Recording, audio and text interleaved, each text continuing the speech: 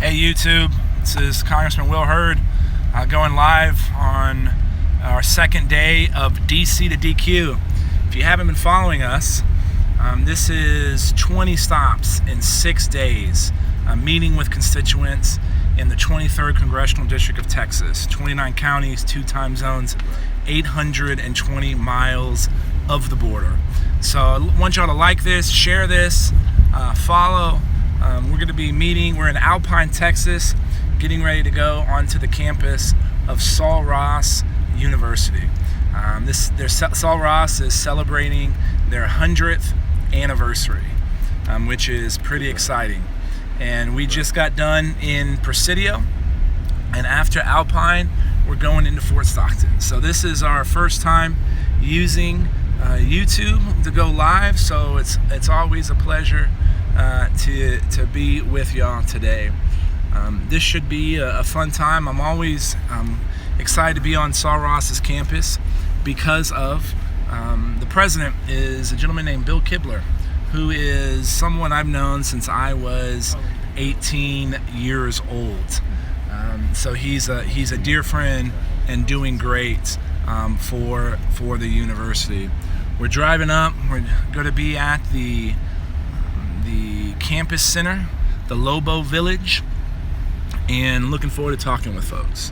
So like this, share this, make sure you subscribe to our YouTube channel as well, so you can get updates on what is happening in the 23rd Congressional District of Texas.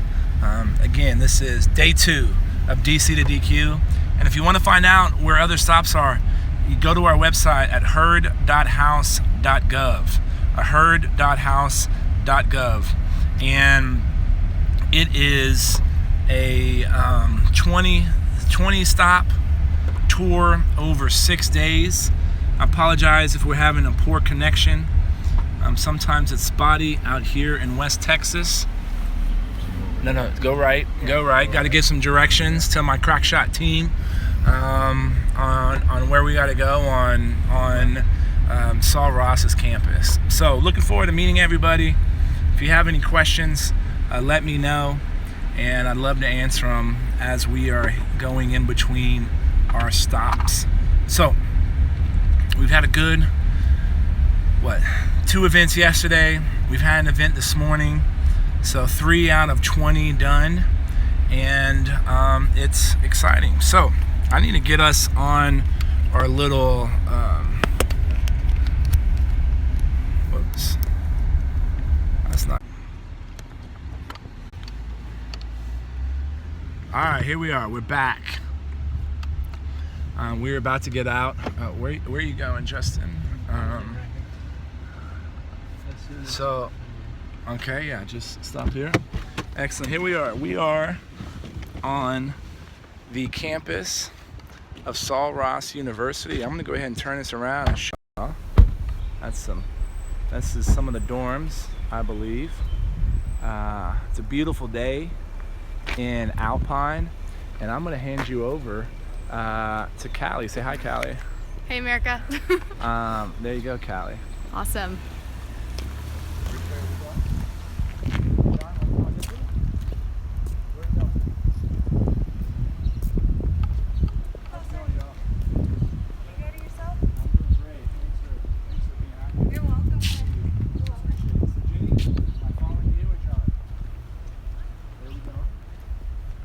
Follow her.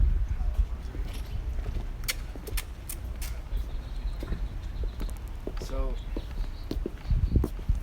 this is the campus of Sul Ross University, celebrating 100 years. Beautiful campus. How's it going, fellas? Beautiful campus, beautiful weather, being able to see the mountains of Alpine. It's one of my favorite places to wake up. So we're off to the Lobo Center.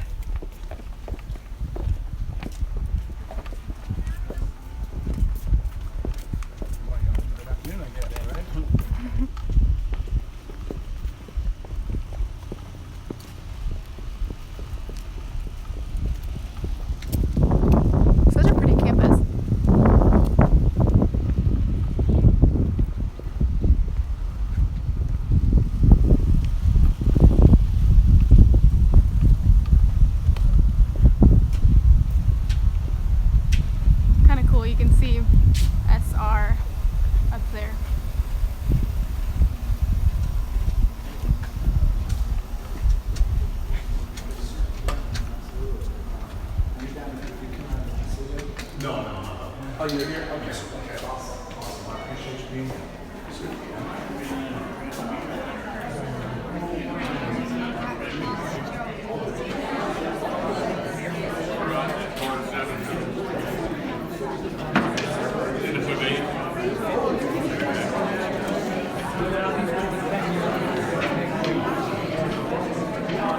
If y'all don't follow him on social media already, you can find him at Hurd on the Hill.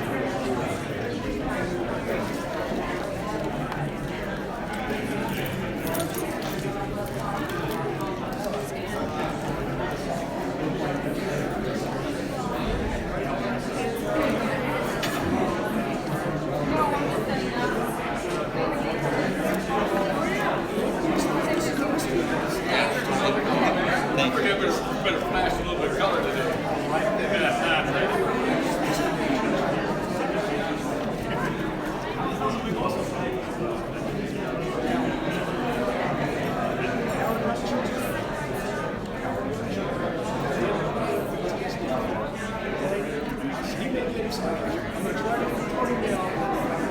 Big crowd in Alpine.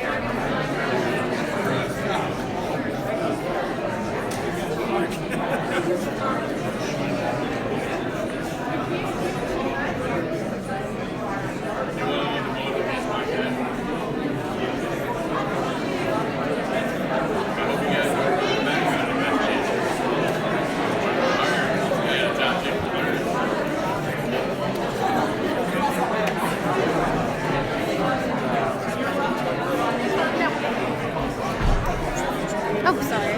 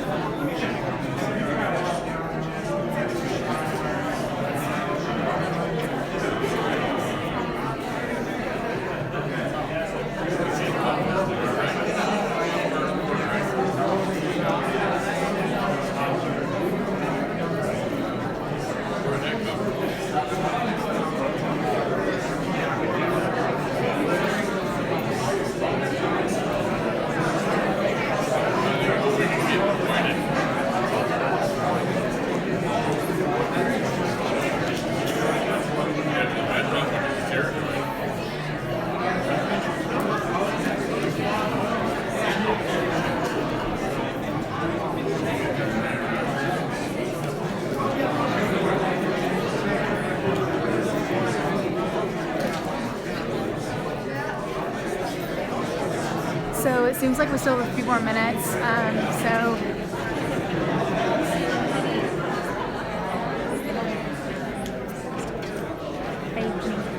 So Congressman Hurd is a staffer who actually went to Sol Ross. Jenny, do you want to introduce yourself and talk about your time at Sol Ross? My name is Jenny Galindo. I graduated from the ASPT program here at Sol Ross back in 2010. Maisie and Paul Will were great friends of mine. They since retired because I today, but I wish them the best. They served, I think, plus 20 years each. So we're here at the local Village Community Center.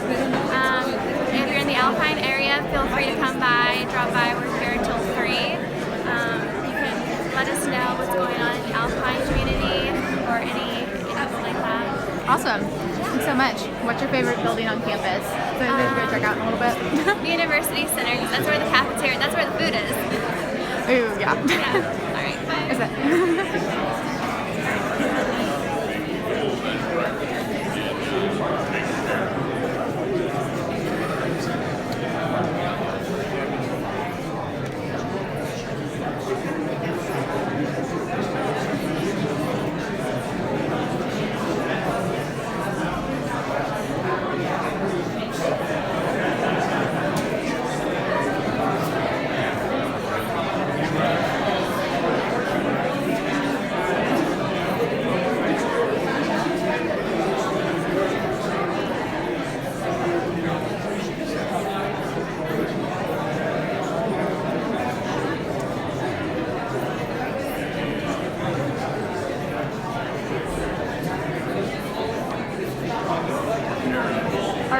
before we get started, I'll introduce you all to Chris. He is Congressman Hurd's legislative correspondent. Do you want to talk a little bit about what you do for the office? Just whatever they ask me to do.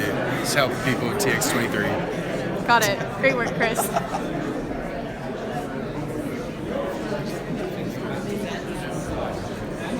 Yeah, we should get started in a couple minutes. We have a big crowd here in Alpine.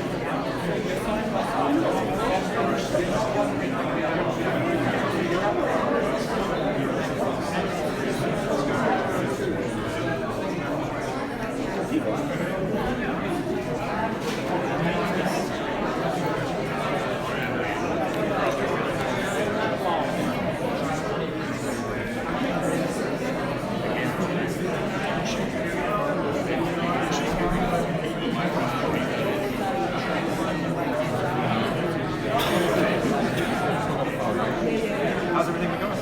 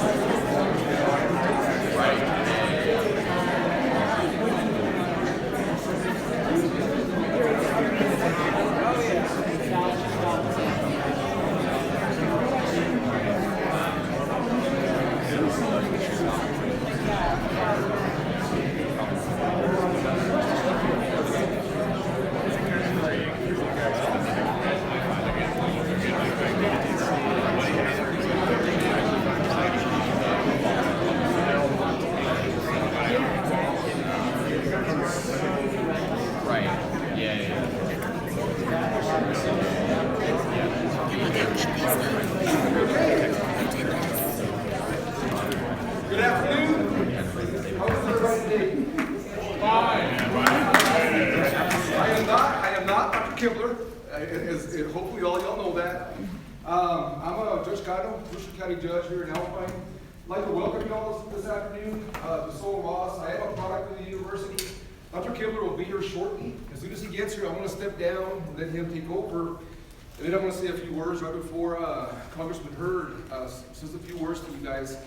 But this afternoon, first of all, I'd like to thank Congressman Hurd for attending. And I know that you travel a lot of miles. You've been on the road forever. And we see a lot of you on TV and the news and whatnot.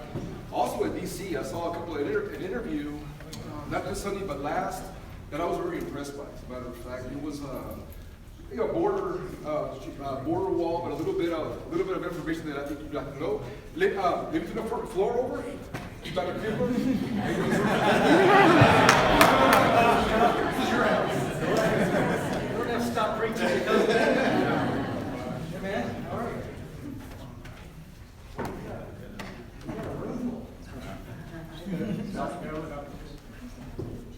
Well, I won't be long. I just came to welcome you. For some reason, I thought this was at 2 o'clock. So, Well, you're early. absolutely. Well, what a great turnout. We're just pleased. Sol Ross is always honored and pleased to host Will. He comes out here quite often, and so this is another opportunity. Matter of fact, I ran into a couple people in the parking lot looking for this as well, and I said, follow me, but they couldn't keep up with me, so we're delighted to have all of you here. We're glad that you're able to find this place and here on campus. We're always great to have Will visiting with us. Some of you heard the story before. I've known Will since he was 19 years old. So if you want personal stories about Will, after this is over, you can come and look at them. No, I'm just kidding. I have told people often that the Will Hurd I knew as a student at Texas A&M University, as a young man, is exactly the same person that you see standing here today. He's genuine, he's very bright, passionate, driven, believes in what he does.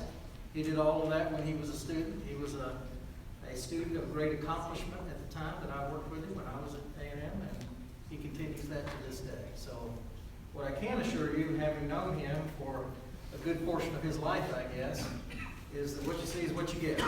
He's a very genuine, very real person, and someone who is, through his accomplishments and his service to our country, is someone we're very proud of. So I'm proud to have known him for a long time. We we share some Aggie background together. And with that, I guess I will hush. Although, was Elazar talking? Briefly.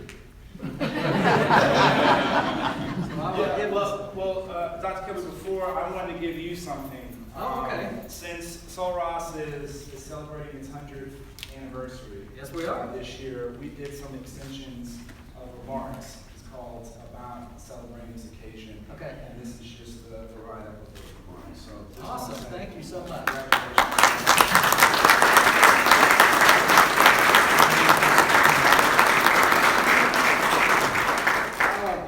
No, that's it. Yeah. Let me Okay. do this. Okay. Let me do this. Yeah, sure. Okay. Yeah. I'm done. You're on. Right back again. Okay, now it's my turn. So can y'all tell? Okay, again, Congressman Hurd, born and raised in San Antonio, Texas. Will is a proud product of Texas public school system. Attended John Marshall High School and Texas A&M University, where he majored in computer science and served as the student body president. After college, Will served as an undercover officer in the CIA in the Middle East and South Asia for nearly a decade, collecting intelligence and influencing the national security agenda. Upon leaving the CIA, he became a senior advisor with a cybersecurity firm covering a wide range of complex challenges faced by manufacturers, financial institutions, retailers, and critical infrastructure owners. He was also a partner with a strategic advisory firm helping businesses expand into international markets. In 2015, Will was elected to the 114th Congress and currently serves on the Committee of Oversight and Government Reform and chairs the Information Technology Subcommittee. He also sits on the Committee of Homeland Security and is the Vice Chair of the Border and Maritime Security Subcommittee. In 2017, Will was appointed by Speaker Ryan to serve in the House Permanent Select Intelligence Committee to replace Representative Mike Pompeo upon his confirmation as Director of CIA. He is close to his brother Charlie, sister Liz, mother Mary Alice, and father Bob, who all live here in our district. Welcome, sir. Yes, sir.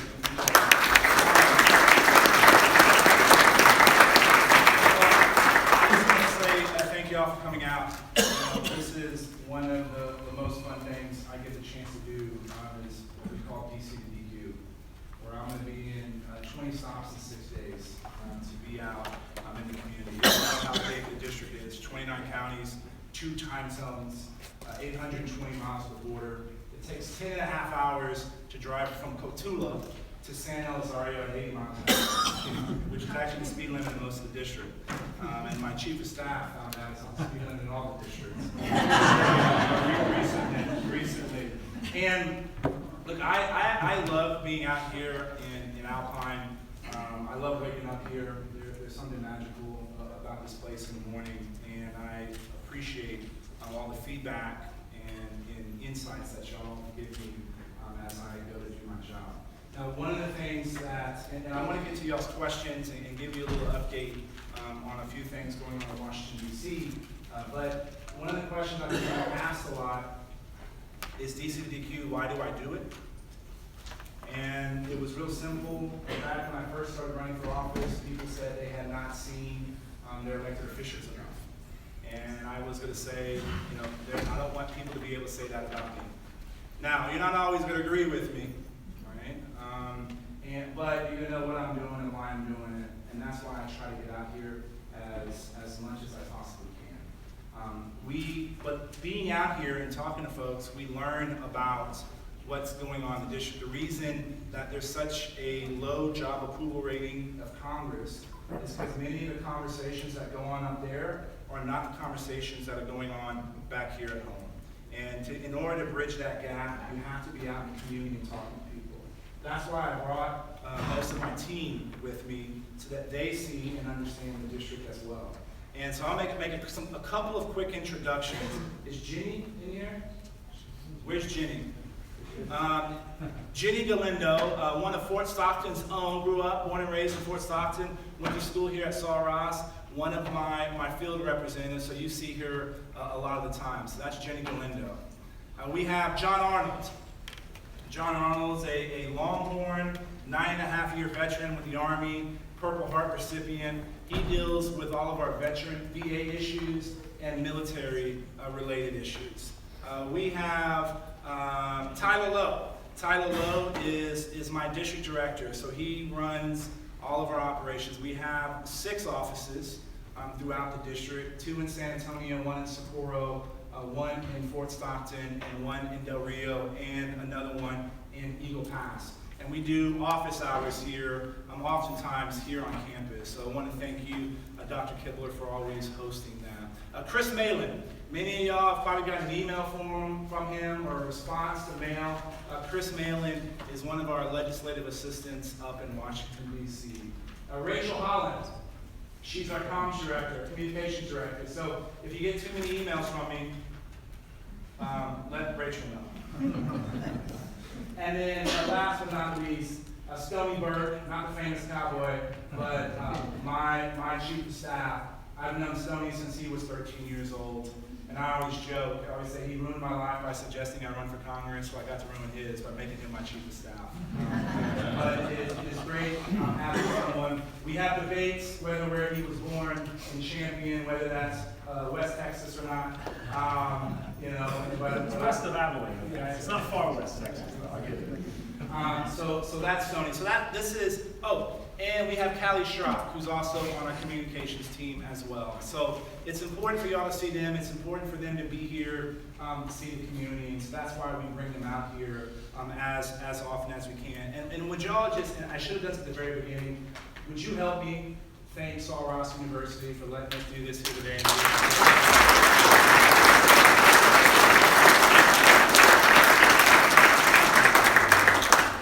It is great being able to work again with Dr. Kibler.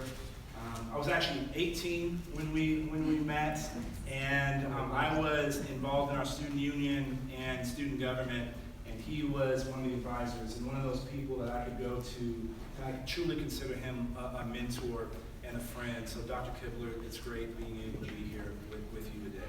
Now, I'm going to tell y'all something you may not know. This is probably going to shock y'all.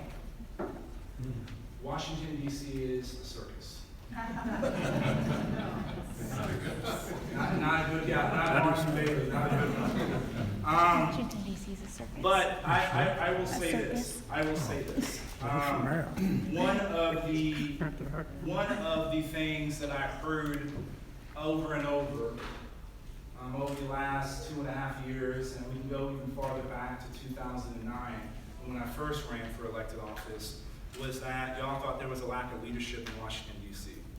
And I don't care where you fall in the political divide. Right? It was something that was an unanimous feeling and belief. And so when I got elected, I said, hey, I'm going to try to show smart leadership by reflecting the values and the activities of the district that I represent. And part of that smart leadership is listening to y'all about issues. Right? And one of those issues is that's I know near and dear to y'all's heart is Big Bend National Park. There's a lot of debate about border security. We have men and women here from Border Patrol that keep us safe. It's 2017. We should have been able to secure our border by now. The reason we haven't is because we're taking a one-size-fits-all solution to border security. Building a wall from sea to shining sea is the most expensive and least effective way to do border security.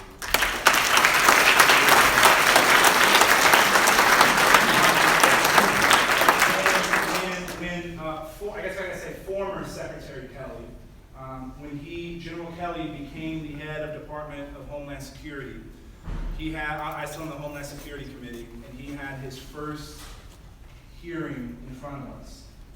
And in that hearing, I showed a picture of Santa Ana Canyon and had a red dotted line where the international boundary is. And I said, Secretary Kelly, is that already a physical barrier? And he said, yes, it is.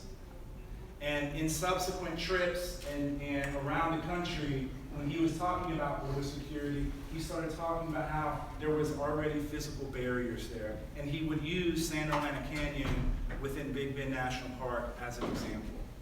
I showed him a picture of Lake Amistad in Del Rio, and 31 miles of lake that's on the international boundary.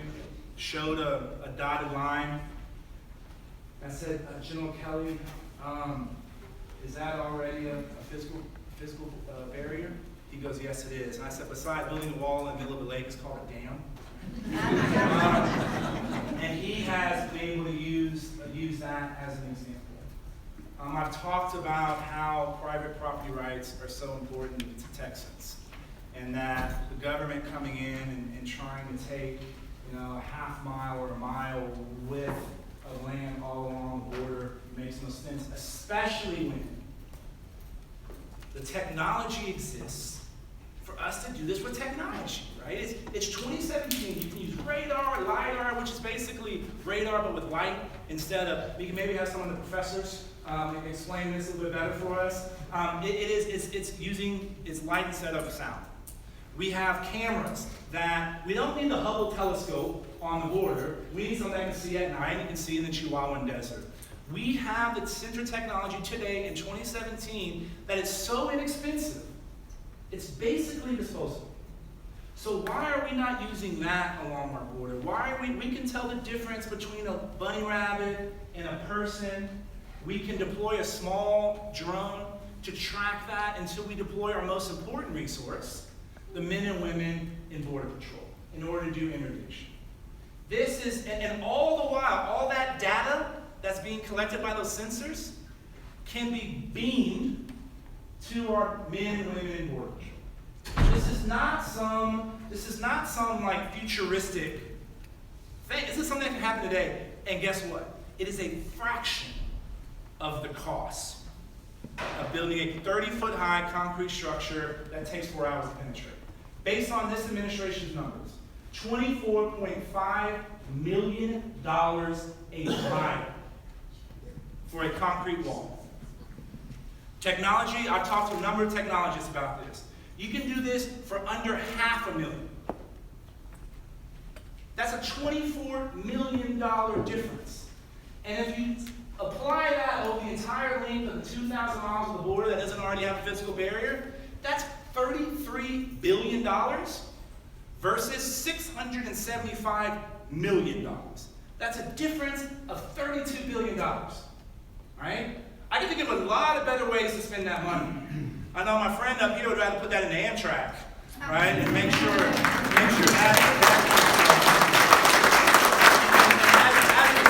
as an aside, I want to make sure I come back. There's a lot of debate about what's going on with Amtrak.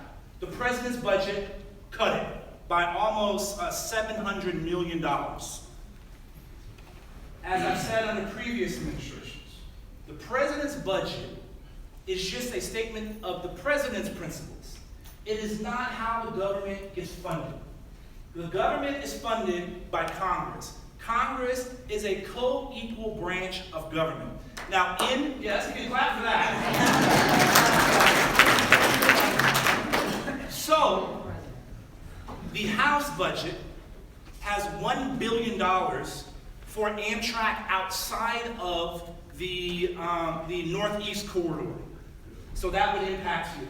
So that is almost a little bit shy of $700 million more than the president's budget. What the Senate, I think the Senate is going to do something similar, and all this goes down in September.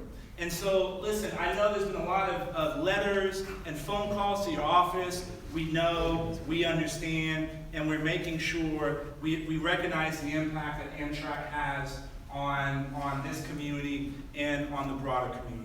So, but if we had $33 billion of wall money, we could throw a couple ducats that way, right? We could use that to address our national debt. I want to use some of that wall money and give it to the men and women in Border Patrol and bump their salaries, right? Because we don't have enough, and they're in some difficult environments. And this is why I introduced legislation, I think 2 weeks ago, called the SMART Act. Basically a smart wall. Let's use technology and people to solve this problem. Now, if we're going to do that, if we're going to use the latest technology, what are we going to do? We need to make sure our kids and grandkids know how to use this technology. We can't let a skills gap continue to grow. And look, y'all know better than anyone, there is a gap between urban communities and rural communities. You know, this is one thing that I've learned in my time here in Congress and representing this Austin district. That's why one of the things I'm most excited about is this fall, 5,000 kids, 7th and 8th graders, are going to be exposed to coding when they never had been. And this is because of an initiative we work with schools to train 42 teachers to introduce coding in the 7th and 8th grade algebra class. We did this with some companies like Dell and Facebook that were willing to work, and we worked with a nonprofit called, somebody help me out there? Bootstrap, that's working with the University of Texas at Austin in order to provide this kind of training for those teachers. And those 42 teachers, 5,000 kids, that's just the beginning. Because we have to prepare our kids for jobs that do not exist today. Right? And this is something, my degree is in computer science, so this is something near and dear to my heart. We were talking earlier about how this region of the world should produce the greatest physical scientists that this country has seen. What'd you call it? Yes. We have an outdoor classroom that's pretty awesome. Right?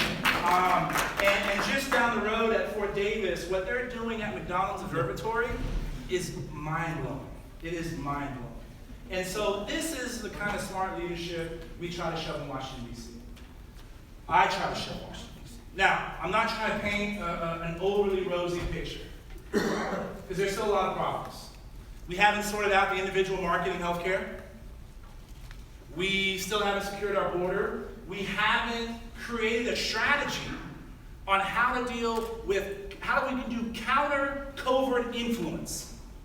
Because guess what? The Russians tried to impact our elections in 2016, and they're going to try to do it in 2018. They have decades of experience in doing this in Europe. I chased these guys when I was in the CIA. And so we have to have a strategy to deal with this. We don't have one yet. Right? In September, we're going to have to deal with addressing our debt ceiling. We haven't sorted this out. So there's some big problems that we need to deal with. Healthcare, we all know the failures of that. Now, I think I was the only Republican in Texas that voted against the healthcare bill in the House of Representatives.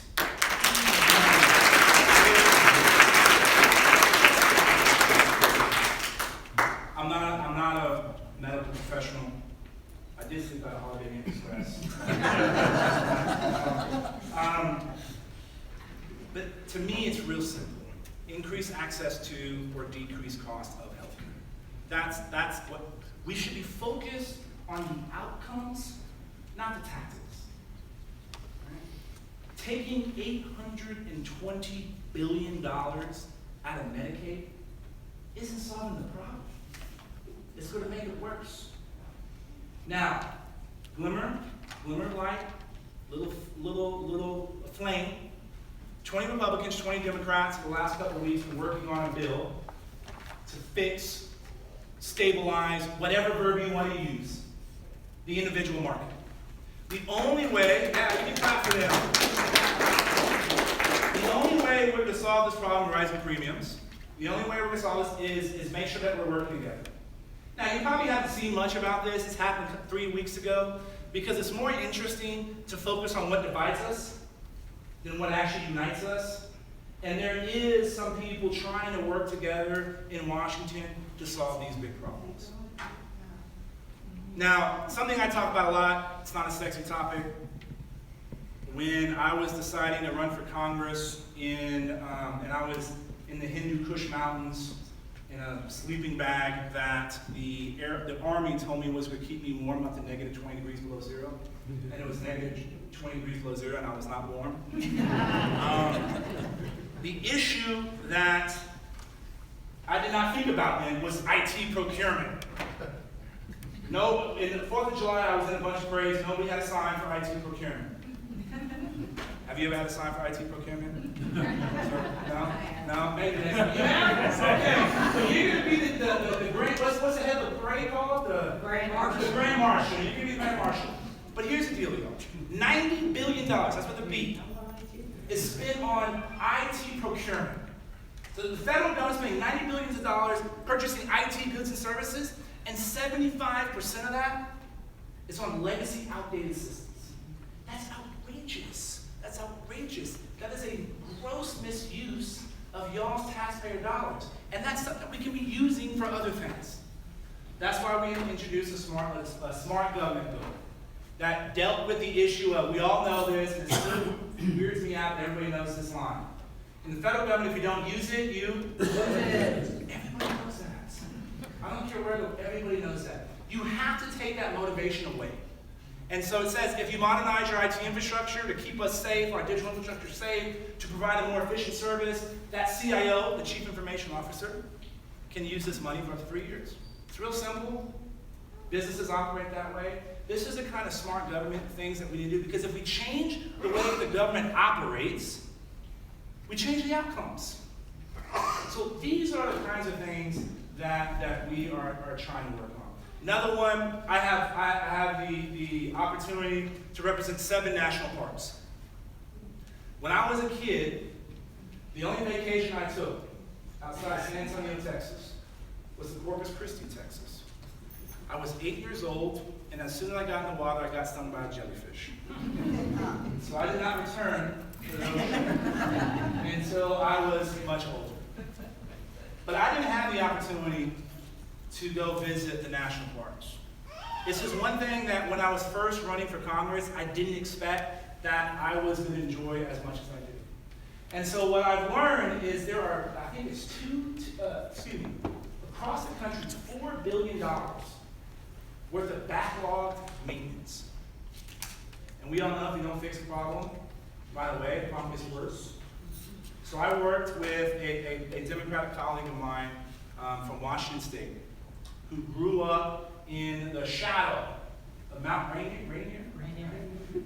And we were able to work together on passing a piece of legislation to try to change the way we fund these backlog systems, so that we make sure that Big Bend, the missions in San Antonio, Lake Amistad continues to exist for our kids and our grandkids. So these are some of the things that we're doing. And I will end with this, and then I want to take y'all's questions. I went on a road trip with a colleague of mine from El Paso, Mr. O'Rourke.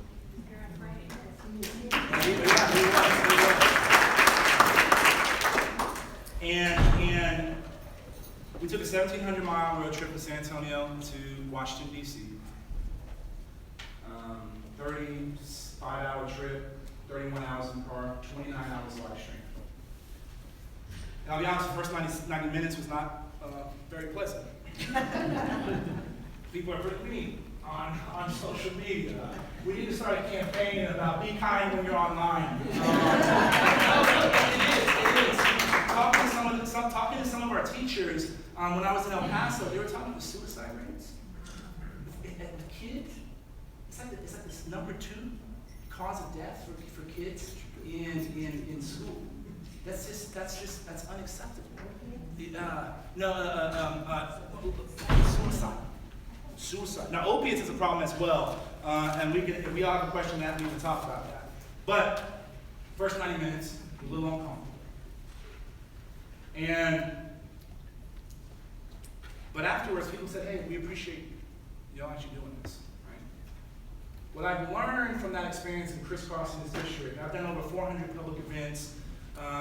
50 town halls. We've talked to hundreds of thousands of people via 15 teletown halls, and if you have participated, thank you.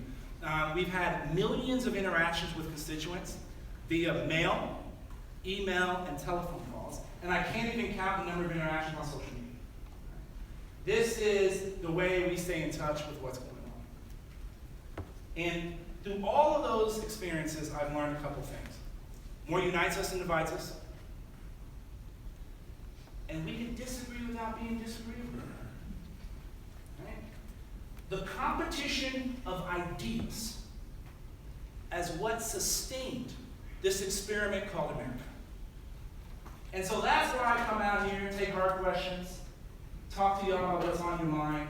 Because if we stop doing that, if we stop being willing to listen to each other and have a give and take, guess what? It's not going to be the America that we all know and love. And I know all of y'all want to leave an America that's better for your kids and your grandkids. That's why I joined the CIA and put myself in harm's way for 9.5 years to protect this country. And that's why I continued my public service in Congress. So I want to end with thanking you for the opportunity to serve you. And I've always said my title is representative. I don't represent just the people that voted for me. I represent everyone. And I take that mission seriously. So I'm going to stop there and want to hear the first question. Yes, sir. Talk about gerrymandering. The 23rd district? I believe if more districts were like mine, would be better off. Why? I always joke and say I'm the only Republican that has to talk to Democrats. Because this is really a 50-50 district. And I think if elections were focused in November and not March here in Texas, we would see people that are more focused on those things that we agree on rather than only disagree on. And so this debate, there's a court case. You're going to hear from the 3-judge panel in San Antonio. We're in August, right? Yeah, middle of this month. It'll probably be appealed by the state, the Supreme Court. The Supreme Court will rule. There's going to be all kinds of juxtapositions and back and forth between now and November of this year, and then we'll see what happens. The way I look at it is, I'm gonna keep doing my thing. Right? Be honest, tell people what we're doing. Try to show leadership on national security and respond to y'all's concerns. But thanks for the question. Yes, ma'am. We met. I want to thank you for being here, and thank you also for voting thoughtfully when you do. We noticed that you don't always go on party line. I appreciate that. So we met. I'm a geologist. This is my friend Amy Robertson. She's a biologist. We are familiar with the science that shows that current rapid global warming is a function of the carbon dioxide put into the atmosphere from the burning of fossil fuels. We're here to ask you to join the Climate Caucus in Congress. And I wonder why you haven't yet, especially since you have a Democratic friend, Beto O'Rourke, who could be your partner. It's required to have, any Democrat has to pull a Republican. Gotcha. I want to just ask that before you answer that question, but I want to hear the answer as well. So I'm here to ask the same thing and to deliver a message from a friend who couldn't be here. Okay. So Russell Martin wanted to deliver this message today, but he's currently at annual training at Fort Hood as part of the Texas Army National Guard. He wants you to know that his number one issue is climate change. As a wildlife biologist, a U.S. Army infantry officer, and also personally, so he asked me to deliver this to you today. Thank you. And again, I don't know much about the Climate Caucus, to be frank. Climate Solutions Caucus. Climate Solutions Caucus. So we'll review this and get back to y'all. And here's the reality. Humans are having an impact on the environment. Period. End of story. Right? And so what we do about it is the conversation that we have to have. I've lived in some places that had a pretty crummy environmental record, and I don't want any of our cities to be that way. And so knowing we have some folks back here in my own district that I can trust and ask about this, we'll let you know. Can I add? Yes, ma'am, please. I'm going to fold this up. Is that? That's okay. Okay. That's nice. Yeah. The Citizens Climate Lobby is promoting something called carbon fee and dividend. Okay. And this is different from cap and trade. And it's a market-based solution to move off of fossil fuels in a very predictable, safely economic way into allowing the market to drive new, innovative, renewable technologies. So that's, I think, what the main point of the Climate Solutions Council is. And it's an equal representative. Gotcha. No, excellent. I appreciate that. And we all know that healthy economies are important, and we all want that. But if we take environmental protection shortcuts in the short term, we're not going to have healthy economies in the long term. So we would like to see you help us find solutions. Climate change, to strike a balance between protecting the environment and having healthy economies. Gotcha, thank you.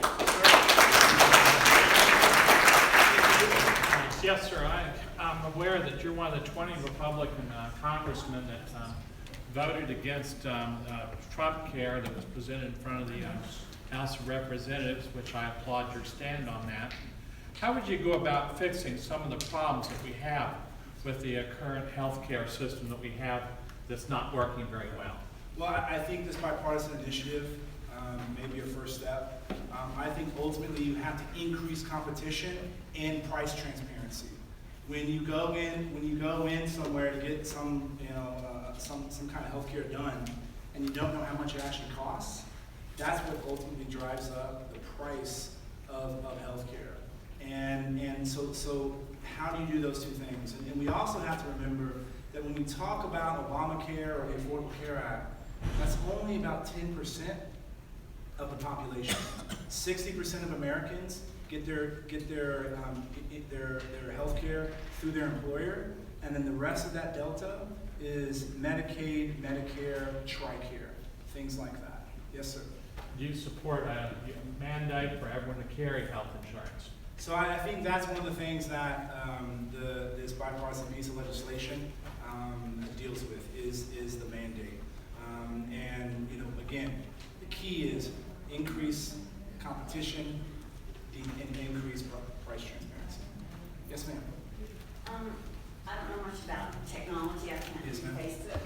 So can you assure me that if we get deeper into technology on all of this, border security and everything else, that it won't be just easier to hack and we won't be creating more issues? Hey, thanks for the question. Absolutely. So IoT, Internet of Things, one of the latest, biggest hacks came because some devices at your home hadn't had the right level of cybersecurity around them. And so hackers were able to take advantage of that. When you increase the number of connected devices, so there's a law called Mitchell's Law. When you increase the number of connected devices to a network, the network gets better and more efficient. But when you increase the number of connected devices, you increase the surface area of attack. So the bad guys have more things to get into. So you're absolutely right. Anything that is done has to be done with security in mind from the beginning when you build it. And there have been a couple of other initiatives along the border to introduce technology. Some about 10 years ago, more than 10 years ago, I believe. The problem was, the people that developed the system never talked to Border Patrol, never talked to local law enforcement. They did not have the end user in mind when they created it. And technology has come a long way. And so yes, I built a cybersecurity company, right? And I understand the trials and tribulations around this.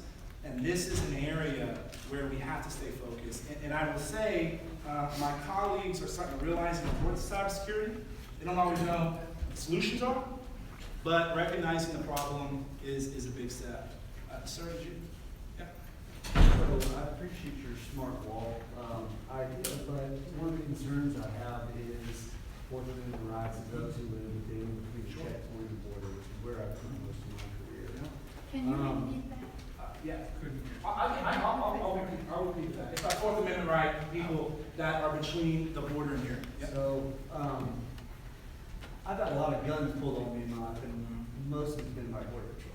Gotcha. And I even spend a lot of time hiking around with a black backpack with a can, so it's a little worrisome, with more Border Patrol and more of these encounters, and more getting stopped on the river road, just because I look really sketchy at sometimes, and having my vehicle searched and stuff like that in the middle of the night. If I had a cell phone signal in half these places, I've called in Border Patrol 100 times for illegals that we've seen, but Rangers had cell phone signal down there. That and we miss our chief later. Well, look, you're absolutely right, and honestly, if there are incidences that happen, I would love to know about them and the specifics. Because I've learned in this job, when you're able to solve a problem for one person, you're able to solve it for multiple people. But look, you know, our civil liberties are not burdens. They're the things that have made our country great, and we should be protecting them at all costs. Message received loud and clear. Thank you for that, sir. Yes, ma'am, in the back. There's a piece of legislation known as the SHIELD Act that is supposed to protect our electrical grid from EMP pulses and other hazards. I'd like to know if you think that's a good bill, and is it still stuck, and is it worth trying to get it moving and passed? So I don't know about that specific piece of legislation, and if you give us your name, we can get you a proper response. But our grid, the vulnerabilities of it, to cybersecurity attacks, to electrical attacks, this is a reality. This is no longer a philosophical exercise. The Russians did it to the Ukrainians a number of years ago. And one of the other problems, and I'm going to lump a bunch of things in together here, when the UN says manipulating someone's grid is an act of war. What happened to the Russians when they did it to the Ukrainians? Zero. So that is not a deterrent. Right? But we got to make sure that our grid is hardened in the event of something like this. And I will say that there are these organizations called ISACs, Information Sharing and Analytical Committees, and it's multiple people from the same industry sharing information with each other on the vulnerabilities of their infrastructure. Right? And this is something that they have a connection to the Department of Homeland Security, which has been codified as the entity to share information between the federal government and industry. And so this is the particulars of an EMP attack is something that I know these utilities are trying to work towards, and we'll look at that at the SHIELD Act, you said, right? And we'll look at it, yeah. You guys on the SHIELD Act? This is to follow that? Yeah. Would you support localization of power generation? The localization of power generation. Yeah. I think that's in communities that can support it. Isn't that already happening? No.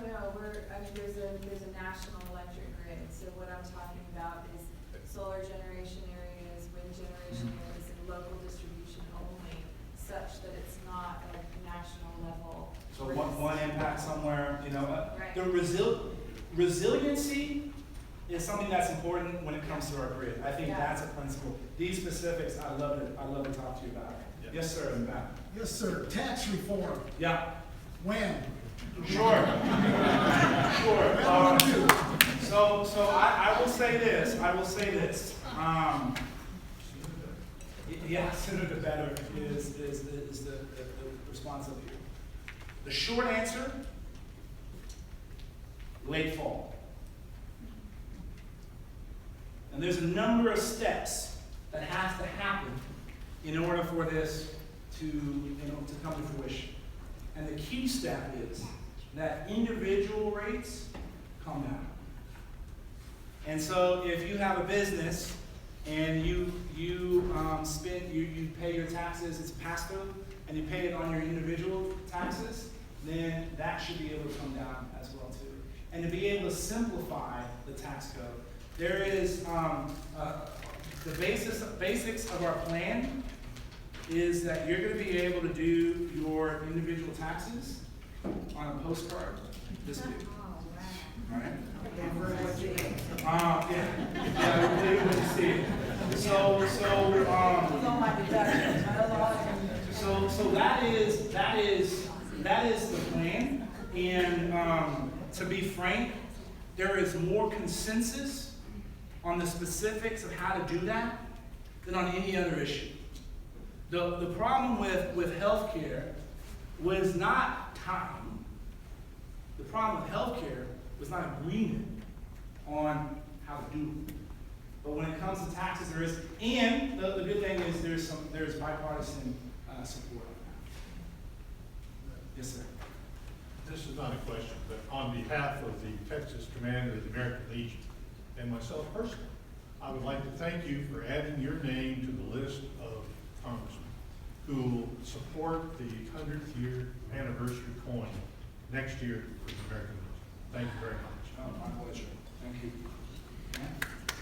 I've been hearing and reading more about Russia's influence on our elections, but also on the president and his party friends.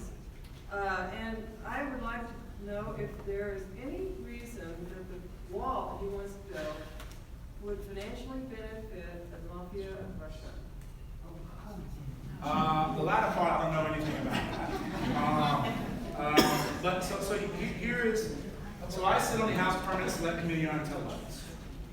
We are doing an investigation into the Russian attempts to influence our elections. We're looking at a handful of things. One, what tools, what cyber tools did the Russians use to try to influence our elections?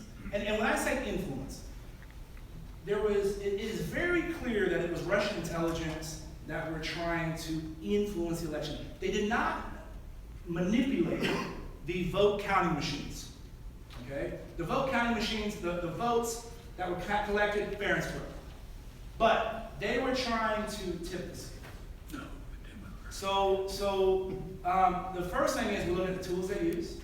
Was there any cooperation with Americans? And three, what was the government's response and what should the government have done? Which is an important question for me so that we can deal with this in 2018. And the fourth issue is there were a number of classified information that was leaked around this that is problematic. So that's what the House is doing. The Senate's doing something similar. Bob Mueller, former director of the FBI, is working on the criminal investigation.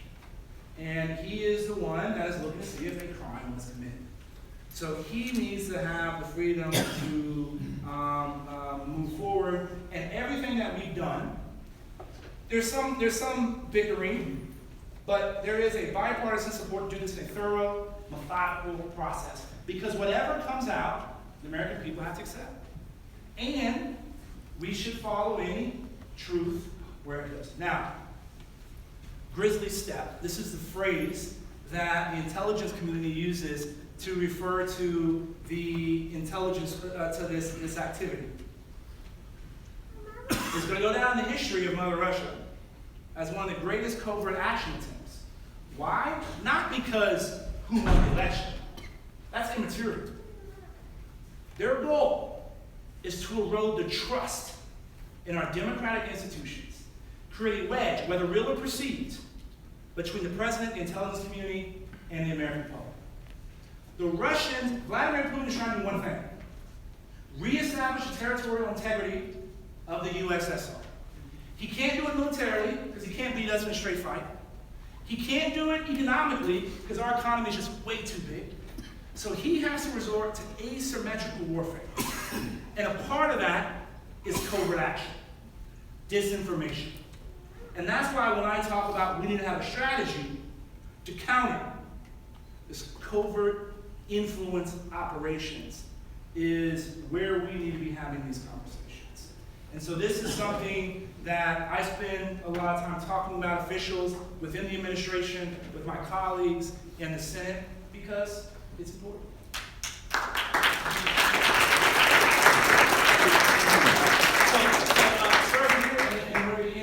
Okay? Yes, sir. Before I ask my question, I want to say something to Yes, you. sir. My niece happened to be going to A&E on the same time you were when I bonfire tragedy happened. Yes, sir. And I want you to know she thinks the world of you. Thank you. I appreciate that. Now, my question is on this Mueller investigation. Yeah. It's my understanding that upon a special prosecutor, there has to be an underlying crime.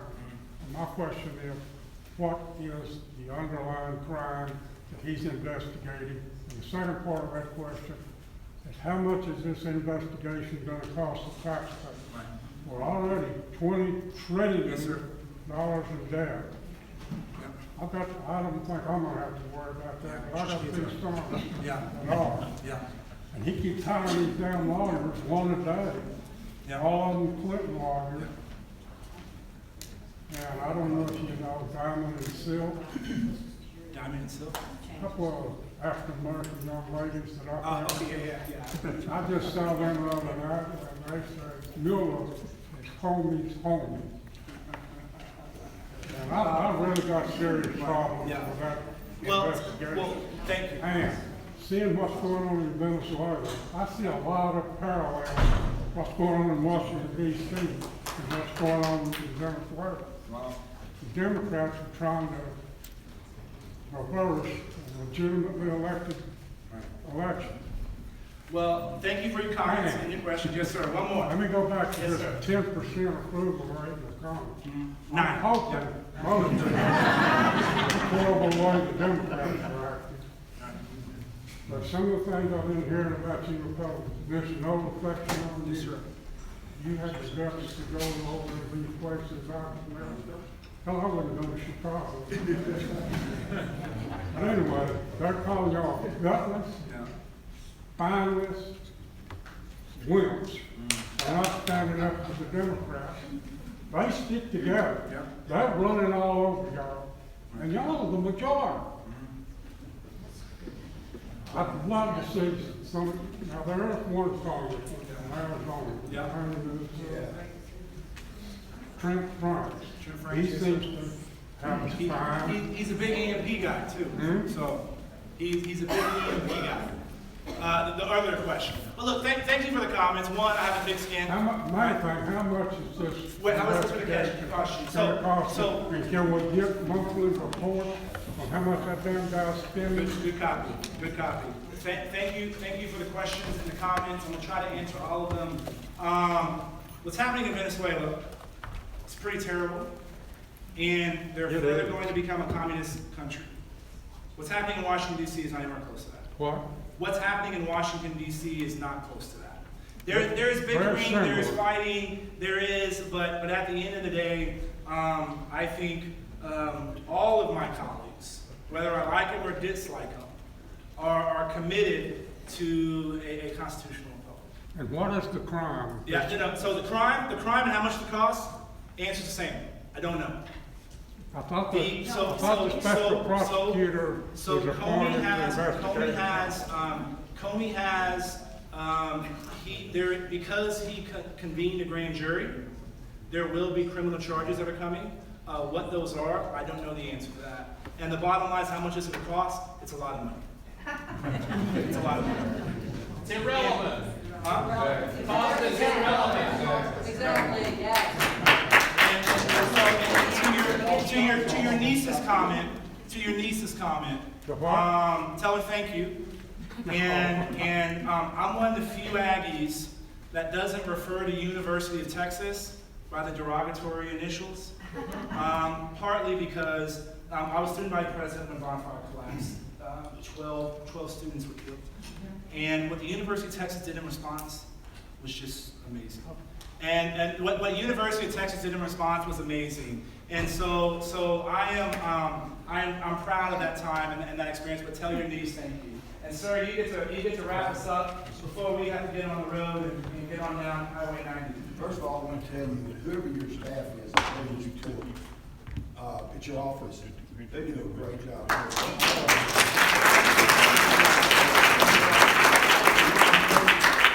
You can't goad them into an argument. They're knowledgeable, they're respectful, they really do a great job. And they answer the phones more than I can say for myself. Yes. When I was hearing all the talk a couple of years ago about they're going to come get your guns, I knew they weren't because I had the gun. But what scares me now is my First Amendment rights. This attack on the press from the very top. This delegitimizing the press. This, don't trust the CIA, don't trust the FBI. Now you're a CIA guy, you risked your life. How do you feel when the President of the United States totally devalues your gift, totally devalues your opinion, and then brags that everything you say is not legitimate, it's fake news. He's not saying CNN's fake news, he's saying the CIA is fake news. So how do you deal with that? Well, that's what scares me. And then, if you dare disagree, he threatens that he will take away money to your district, or that you will be fired.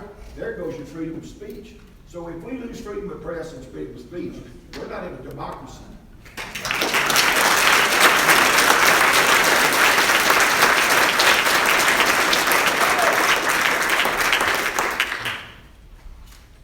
I will say that my friends that are still in the organization are doing their job regardless of the drama that's everywhere else. I will say that the selection of Mike Pompeo as the CIA director was a brilliant selection. Mike is a friend, someone who has experience in intelligence. I think Dan Woods as the director of national intelligence is another excellent choice. Most people don't realize he was the former ambassador to Germany. Our relationship with the Germans is a very complicated, not complicated in a bad way, complex is probably a better word, complex intelligence relationship. And General Mattis, as Secretary of Defense, I think he's the only person to ever get confirmed 98-1. So the team that is in place are some very strong intelligence professionals, and these are good people. And yes, the press is important to our democracy. The press is important and has helped, and our freedom of expression has been something that has helped our country get where it has gotten. And we need to support those two principles, and we need to do everything we can. And I will end with this. I'm more worried about y'all than whoever the occupant of the White House is. So I'm going to continue being the person that stands tall and not still on y'all's behalf. And that's how I handle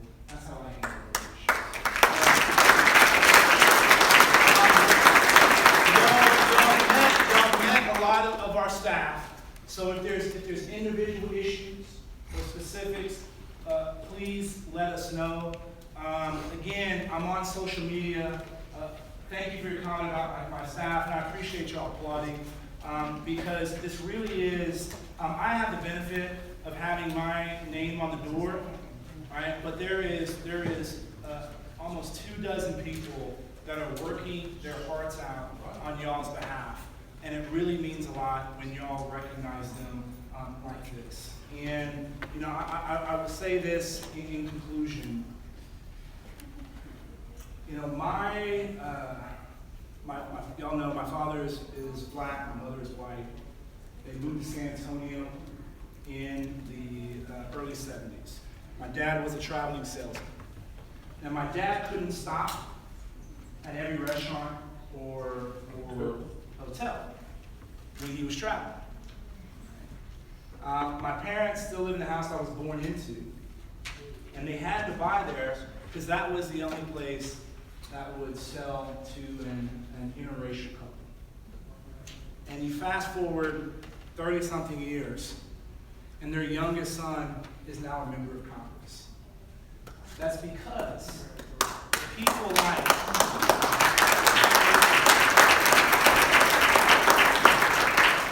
it's because the people of the 23rd District of Texas care more about the content of a person's character and the color of their skin or what jersey they may wear.